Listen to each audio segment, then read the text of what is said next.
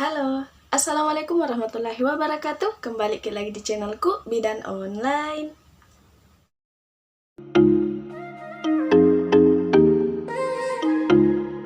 Di video kali ini kita akan membahas tentang hal-hal yang harus dihindari setelah bersalin secara normal. Tapi sebelum itu, untuk moms yang baru datang di channel ini, jangan lupa untuk klik tombol like, klik juga tombol subscribe, dan jangan lupa untuk aktifkan icon notifikasi atau gambar lonceng, karena masih ada banyak hal yang akan saya bahas di video selanjutnya. Jadi jangan sampai ketinggalan moms. Terima kasih. Oke moms. Nah, di video sebelumnya saya pernah membahas tentang hal-hal yang harus dihindari menjelang persalinan. Dan juga saya juga pernah membahas tentang hal-hal yang harus dihindari pada saat mengejan, atau hal yang tidak boleh dilakukan pada saat mengejan. Jadi, untuk moms yang belum menonton videonya, bisa kunjungi playlist tentang persalinan. Di situ ada videonya. Nah, untuk saat ini kita bahas lagi tentang hal-hal yang harus dihindari atau hal-hal yang tidak boleh dilakukan setelah bersalin secara normal. Hal apa saja itu? Simak terus videonya sampai selesai, oke? Hal yang tidak boleh dilakukan yang pertama adalah takut bergerak.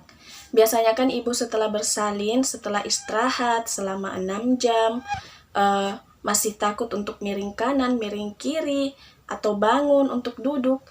Apalagi ini biasa terjadi pada ibu yang baru pertama kali melahirkan dan yang mendapatkan jahitan pada perineumnya atau mendapatkan luka jahitan pada saat bersalin. Beberapa ibu mengatakan takut karena takut jahitannya terbuka dan takut juga karena sakit, takut bertambah sakit rasanya.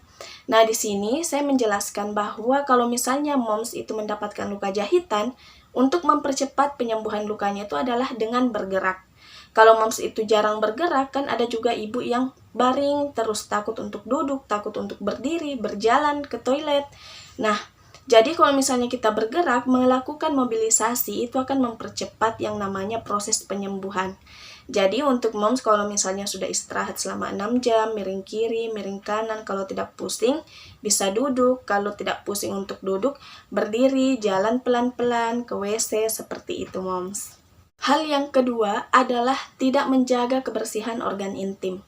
Jadi ada beberapa kasus atau bahkan banyak yang terjadi ibu setelah bersalin mendapatkan jahitan, luka jahitannya itu terbuka, infeksi, itu dikarenakan perawatannya kurang bagus.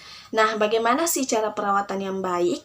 Jadi disarankan ibu setelah proses bersalin, pada saat mendapatkan jahitan luka persalinan, itu moms harus benar-benar menjaga agar tidak lembab. Harus tetap kering, jadi setiap selesai buang air kecil, buang air besar, itu dibersihkan menggunakan handuk yang bersih, kemudian dikeringkan. Dan juga harus rajin mengganti pembalut, yaitu 3-4 jam. Meskipun pembalutnya belum penuh, tapi kalau sudah digunakan 4 jam itu sudah harus diganti lagi.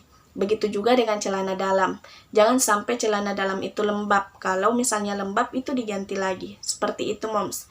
Hal yang ketiga adalah cemas dan sedih. Biasanya juga ini terjadi pada ibu yang pertama kali melahirkan atau perempuan yang pertama kali menjadi ibu. Biasanya rasa cemas, rasa sedih, rasa ibunya itu merasa bahwa dia itu belum bisa untuk menjadi ibu yang baik untuk anaknya. Karena misalnya saja mungkin memandikan bayinya belum bisa, untuk menenangkan bayinya pada saat menangis itu belum bisa, atau mungkin ibu merasa kerepotan pada saat merawat bayinya. Nah, saya sarankan untuk moms yang merasa seperti itu, ada perasaan seperti itu dalam diri moms, sebaiknya moms bicarakan kepada keluarga atau orang-orang terdekat tentang perasaan yang moms alami.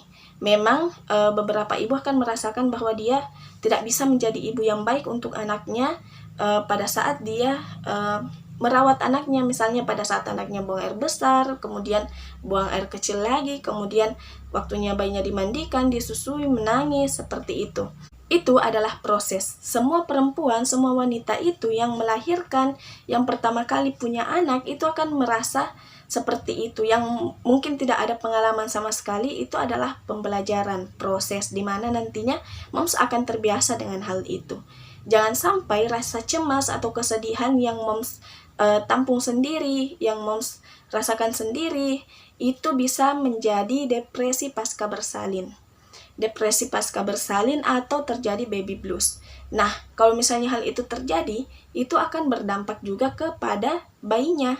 Jadi, salah satu caranya untuk mencegah hal itu adalah dengan bercerita, berbagi apa yang dirasakan supaya moms merasa plong, supaya tidak membebani diri moms sendiri. Hal yang keempat adalah diet atau diet yang ketat. Jadi biasanya ibu pada saat hamil itu kan mengalami peningkatan berat badan. Dan setelah bersalin, ibu-ibu akan berusaha untuk menurunkan berat badannya. Tapi yang harus moms ketahui bahwa diet pada saat menyusui itu tidak dianjurkan. Karena moms harus mengkonsumsi makanan bergizi, harus banyak minum, banyak makan. Karena untuk memperlancar produksi ASI. Kalau misalnya moms itu diet, produksi ASINya juga akan berkurang, itu akan mempengaruhi. Jadi sebaiknya untuk moms yang ingin diet, tunggulah nanti saja dulu. Apalagi kalau misalnya setelah proses persalinan, tubuh itu akan berproses, seperti rahim misalnya, itu akan berproses kembali ke ukuran semula, tapi butuh waktu. Jadi sebaiknya moms jangan dulu melakukan diet, apalagi ingin memberikan ASI eksklusif kepada bayinya. Hal yang kelima adalah kurang mengkonsumsi makanan berserat. Jadi saya sarankan untuk ibu-ibu yang baru bersalin, yang mendapatkan luka jahitan juga, sebaiknya rajin mengkonsumsi makanan yang tinggi serat, sayur-sayuran, buah-buahan. Karena kenapa? Karena kalau misalnya moms itu tidak mengkonsumsi serat yang banyak, itu akan bisa saja terjadi yang namanya konstipasi atau susah buang air besar. Kalau misalnya ibu susah buang air besar, itu akan bisa saja berpengaruh pada luka jahitannya. Misalnya pada saat mengejan, karena susah buang air besar, itu bisa mengakibatkan luka pada perineum atau luka jahitannya itu bisa saja terbuka. Jadi sebaiknya konsumsi makanan tinggi serat supaya moms juga nyaman pada saat buang air besar, tidak susah, apalagi ditambah rasa sakit pada luka jahitan. Jadi itulah kenapa ibu-ibu setelah bersalin itu disarankan untuk mengkonsumsi makanan berserat atau makanan yang tinggi serat. Hal yang keenam adalah mengkonsumsi obat-obatan tanpa resep dokter atau resep dari bidan, atau tanpa sepengetahuan tenaga kesehatan. Jadi biasanya ada juga kan ibu-ibu yang mendapatkan berita dari luar atau dari rekan-rekannya, dari teman-temannya, yang mengatakan misalnya untuk proses penyembuhan luka itu harus konsumsi obat ini. Nah, memang biasanya setelah bersalin, apabila ibu mendapatkan luka jahitan, bidan biasanya memberikan obat, dan obat itu untuk mempercepat proses penyembuhan lukanya juga. Nah, tapi karena misalnya ibu yang sudah bersalin itu mendapatkan berita dari luar, dia mengkonsumsi obat yang tidak diresepkan oleh dokter atau bidan, yang langsung dikonsumsi tanpa tahu apa efek sampingnya, apakah itu boleh dikonsumsi oleh ibu yang sudah bersalin atau ibu menyusui. Jadi moms seharusnya kalau misalnya ingin mengkonsumsi obat-obatan seperti itu, sebaiknya konsultasikan dulu ke bidan. Jangan sampai mengkonsumsi obat itu tidak dianjurkan untuk ibu menyusui, karena moms juga harus memikirkan efeknya ke bayi seperti apa. Jadi untuk moms, kalau misalnya ingin konsumsi obat-obatan di luar dari resep dokter, konsultasikan dulu. Oke? Yang ketujuh adalah jangan olahraga berat. Jadi biasa, ini berhubungan juga dengan diet, karena ingin penurunan berat badannya itu drastis dengan cepat, maka ibu juga berolahraga dengan berat-berat juga, bukan olahraga ringan. Karena mungkin pikirannya bahwa kalau olahraga berat, maka proses pembakaran lemaknya juga itu cepat.